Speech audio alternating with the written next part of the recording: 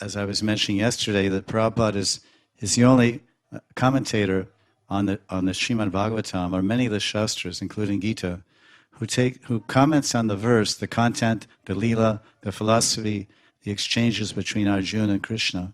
But then he takes this ancient teachings on the battlefield of Kurukshetra, or this beautiful Nitya Lila of Rasa Lila, for example, which is of Krishna and for Krishna and by Krishna. It's for Krishna, of Krishna, by Krishna and his associates. And he brings it out and makes it relevant and tangible and useful for we conditioned souls 5,000 years later, 10,000 years later, and so many thousand years later in his Bhaktivedanta, what we call tikas or purports. He regularly does this.